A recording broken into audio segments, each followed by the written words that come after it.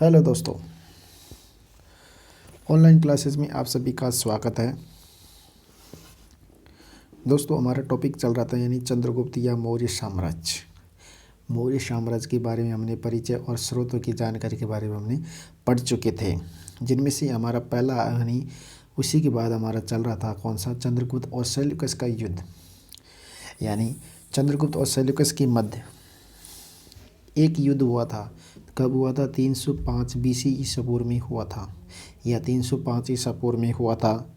इस युद्ध में सेल्यूकस की पराजित हो गए थे और चंद्रगुप्त की विजय हुई थी। इस युद्ध का प्रत्यक्षदर्शी एपियानस था। कौन था दोस्तों? एपियानस था। यानी इस युद्ध का प्रत्यक्षदर्शी कौन था दोस्तों? एपियानस था। कौन सा? एपियानस था। और ये युद्ध कब हुआ था? 305 BC 305 ईसा पूर्व में हुआ था। पराजित सेल्यूकस ने चंद्रगुप्त से संधि कर ली थी। क्या कर ली थी? संधि कर ली थी। और अपनी पुत्री हेलेना से चंद्रगुप्त का विवाह करवा दिया गया था। किससे? यानी अपनी पुत्री हेलेना से चंद्रगुप्त से विवाह करवा लिया गया था, यानी विवाह कर दिया गया था। पराजित सेल्यूकस ने चंद्रगुप्त से संधि करके हेलेना अपनी पुत्री से विवाह कर दिया गया था ना, अपनी पुत्री हेलेना से विवाह कर दिया गया था। विवाह के फलस्वरूप दोस्तों यानी सेल्यूकस ने अपने 4 गांव या 4 राज्य चंद्रगुप्त को दहेज के रूप में दे दिया गया था। यानी विवाह के फलस्वरूप सेल्यूकस ने अपने 4 राज्य अपने 4 राज दहेज के रूप में यानी चंद्रगुप्त को दे दिए गए थे। किसको दिए गए थे दोस्तों? चंद्रगुप्त को दे दिए गए थे। कितने राज दोस्तों? 4 राज्य चंद्रगुप्त को दे दिए गए थे। कितने दहेज में? 4 राज्य दिए गए थे। वो 4 राज्य कौन कौन से हैं? और चंद्रगुप्त का विवाह दोस्तों यानी जो वे पराजित होने के बाद सेल्यूकस ने अपनी पुत्री हेलेना के साथ चंद्रगुप्त का विवाह किया था। और इसी उपहार या स्वरूप में, भेंट के रूप में या दहेज के रूप में 4 गांव दिए गए थे। कितने दोस्तों? 4 गांव या 4 राज्य दिए गए थे। और वो 4 राज्य कौन कौन से हैं? 4 राज्य। पहला राज्य है दोस्तों एरिया। कौन सा राज्य? यानी दोस्तों एरिया राज्य को वर्तमान में हेरात कहते हैं। क्या कहते हैं? वर्तमान में हेरात कहते हैं। एरिया राज्य को वर्तमान में यानी कौन कौन से राज्य दिए गए थे? 4 चंद्रगुप्त ने। एक तो एरिया दिया गया था, एरिया को हेरात कहते हैं। अराक्रोशिया भी दिया गया था। कौन सा? दूसरा राज्य अराक्रोशिया दिया गया था, जो वर्तमान में काबुल के नाम से भी जाना जाता है। और तीसरा राज्य दोस्तों जड्रोसिया दिया गया था। कौन सा? यानी जड्रोसिया दिया गया था, जिसे गांधार कहा जाता है। क्या कहा जाता है? गांधार कहा जाता है वर्तमान में। और चौथा राज्य दोस्तों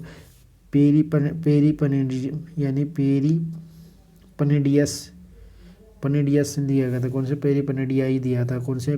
पनेडियाई था। यानी पेरीपनी डाई दिया था। कौन सा दिया था? पेरीपनिस डाइस को, जिसे वर्तमान में यानी बलूचिस्तान कहा जाता है। क्या कहा जाता है? वर्तमान में बलूचिस्तान कहा जाता है। एक तो एरिया राज्य दिया था, आइरिया राज्य जो वर्तमान में हेरात है। और अक्रोशिया दिया गया था, जिसे काबुल कहा जाता है। और जड्रोसिया दिया गया, जिसे गांधार कहा जाता है। और पेरीपनिस डई यानी एक और दिया था, बलूचिस्तान दिया गया था। यानी हेरात, काबुल और गांधार और बलूचिस्तान। इस प्रकार 4 राज्य यानी किसको दिया गया था? चंद्रगुप्त को। किसने? सेल्यूकस के द्वारा दिया गया था। किसके द्वारा दिया गया दोस्तों? सेल्यूकस के द्वारा दिया गया था। सेल्यूकस ने मैग्नेटिस को चंद्रगुप्त की सभा में एक राजदूत के रूप में नियुक्त किया गया था। कि राजदूत के रूप में यानी किसे भेजा गया था? मैग्नेटिस को। सेल्यूकस ने चंद्रगुप्त के राज दरबार में एक राजदूत के रूप में यानी किसे भेजा गया था? मैग्नेटिस को भेजा गया था। यह मैग्नेटिस ने इंडिका नामक पुस्तक की रचना की थी, वो भी यूनानी भाषा में। कौन सी भाषा में दोस्तों? यूनानी भाषा में की थी। यानी सेल्यूकस ने अपने राजदूत मैग्नेस्थित को चंद्रगुप्त के मौर्य के दरबार में भेजा गया था और मैग्नेस्थित के द्वारा एक इंडिका पुस्तक की रचना की गई थी। कौन सी पुस्तक की? इंडिका पुस्तक की रचना की गई थी और वो यूनानी भाषा में लिखी गई थी। कौन सी दोस्तों? यूनानी भाषा में लिखी गई थी। उसी प्रकार दोस्तों यानी चंद्रगुप्त मौर्य ने सेल्यूकस को 4 राज्य की भेंट के उपहार में यानी 500 हाथी उपहार दिए गए थे। कितने हाथी दिए गए थे? यानी सेल्यूकस को चंद्रगुप्त मौर्य ने 500 हाथी भेंट किए थे। कितने दोस्तों? 500 हाथी भेंट किए गए थे। कितने दोस्तों? 500 हाथी भेंट किए गए थे। कितने दोस्तों? 500 हाथी भेंट किए गए थे। और चंद्रगुप्त मौर्य के शासन काल में यानी 12 वर्षों तक क्या पड़ा था? अकाल पड़ा हुआ था। कितने वर्षों तक दोस्तों? 12 वर्षों तक अकाल पड़ा हुआ था। कितना दोस्तों? 12 वर्षों तक अकाल पड़ा हुआ था। यानी चंद्रगुप्त मौर्य के शासन काल में 12 वर्षों तक एक अकाल पड़ा हुआ था। क्या पड़ा था? अकाल। जिससे दुखी होकर चंद्रगुप्त ने पाटलिपुत्र में क्या कर दिया? जिससे दुखी होकर पाटलिपुत्र यानी चंद्रगुप्त ने 12 वर्षों तक क्या पड़ा हुआ था? अकाल पड़ा हुआ था। कहाँ पे दोस्तों? पाटलिपुत्र में।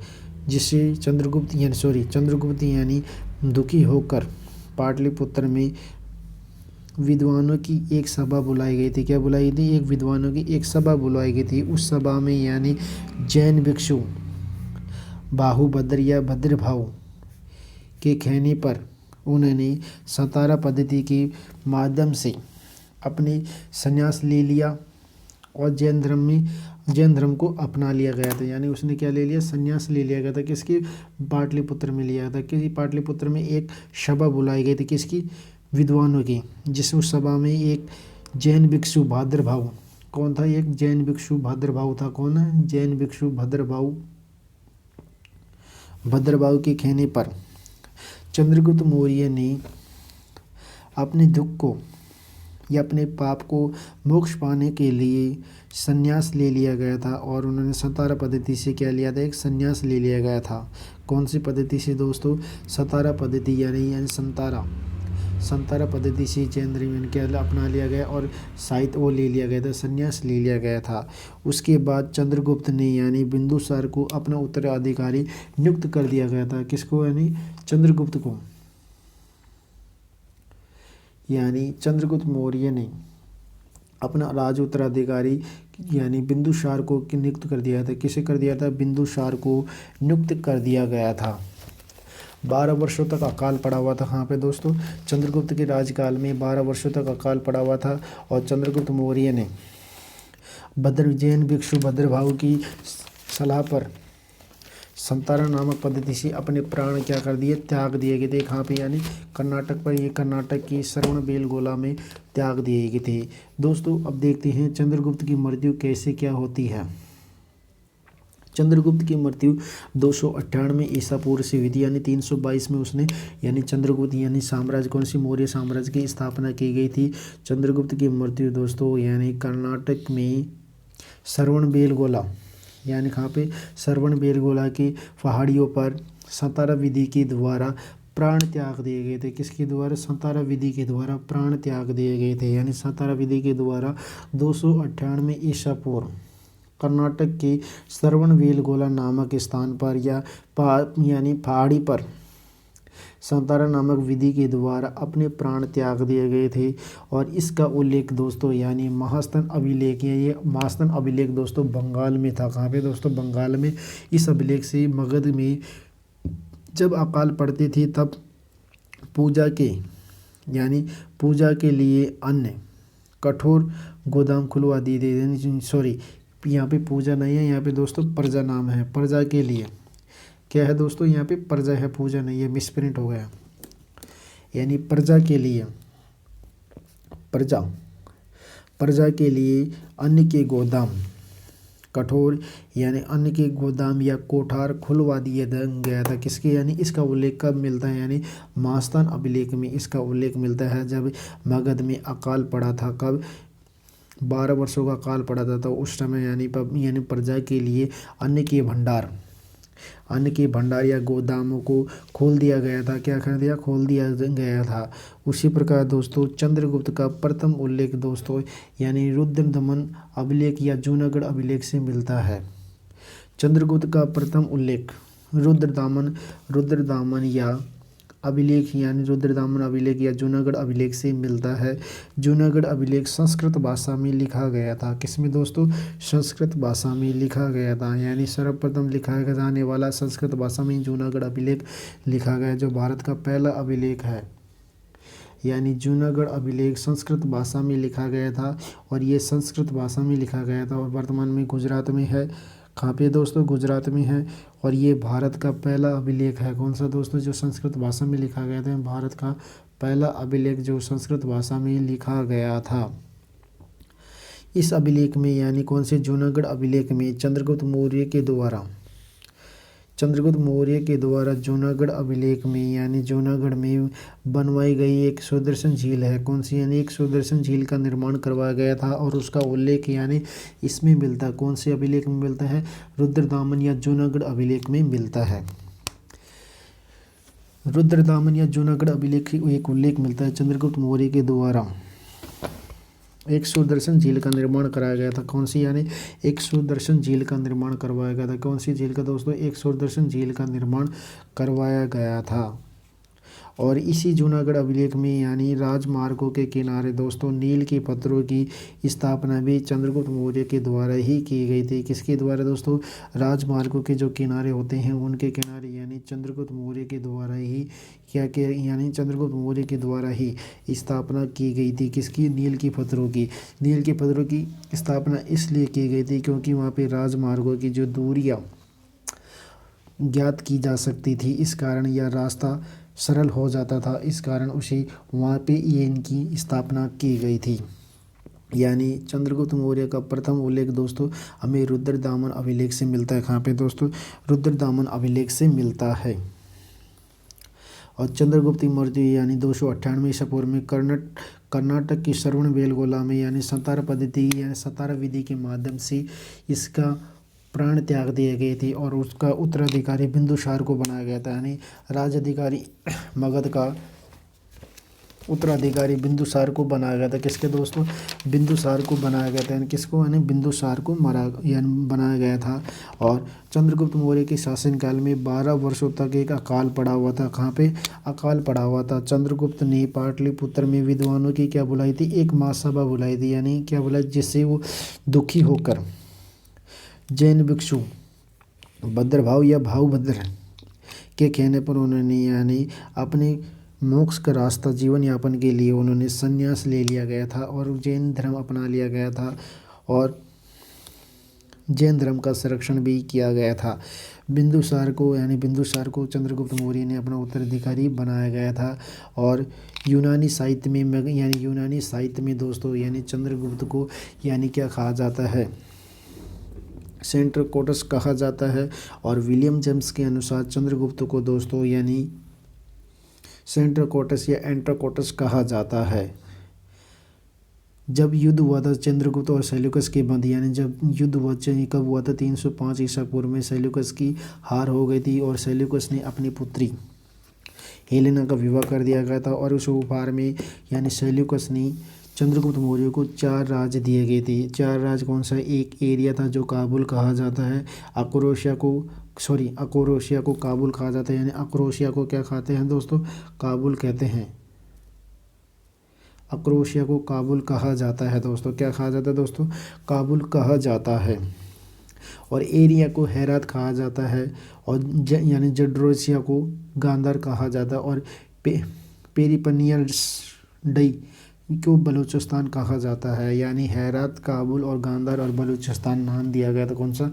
एरिया को हेरात कहा जाता है, अकोरोशिया को काबुल कहा जाता है और जड्रोसिया को गांधार कहा जाता है और पेरिपनियस यानी बलूचिस्तान कहा जाता है।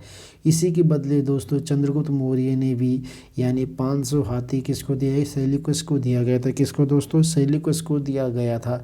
और मौर्य साम्राज्य का विस्तार दोस्तों यानी 5 दिशाओं में विस्तार होता है, उत्तर से दक्षिण और पूर्व से पश्चिम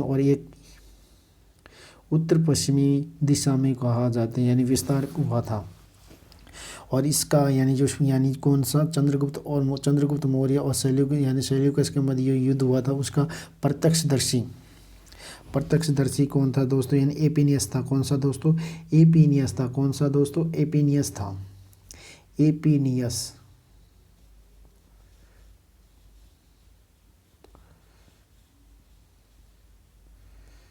कौन था दोस्तों, एपिनियस था। यानी जो चंद्रगुप्त और सेल्यूकस के मध्य जो युद्ध हुआ था उसका प्रथमदर्शी यानी प्रत्यक्षदर्शी एपिनियस था। कौन था दोस्तों, एपिनियस था।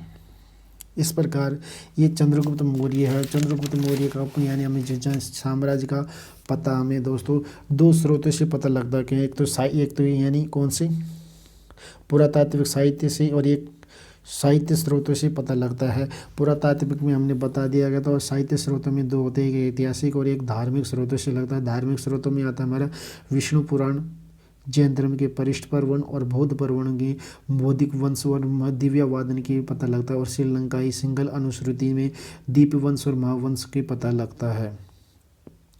चंद्रगुप्त मौर्य को विभिन्न जातियों के द्वारा भी बताया गया था। मौर्य कुल में कौटिल्य के द्वारा, वृषल के द्वारा, यानी किसके द्वारा, विशाखदत्त की, रुद्राक्ष के द्वारा, और शूद्र यानी विष्णु पुराण के द्वारा बताया गया था, और वैश्य यानी रोमिला थापर के द्वारा, और क्षत्रिय यानी बौद्ध और जैन साहित्य के द्वारा बताया गया था।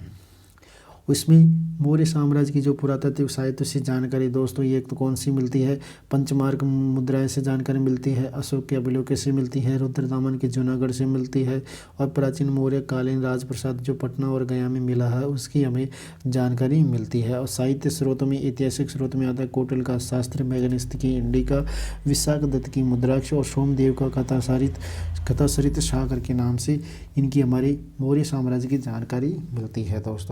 दोस्तों मौर्य साम्राज्य की अभी आगे के पार्ट या आगे के जो भी बिंदु है हम अगले वीडियो में अध्ययन करेंगे। फिलहाल इतना ही, नमस्कार।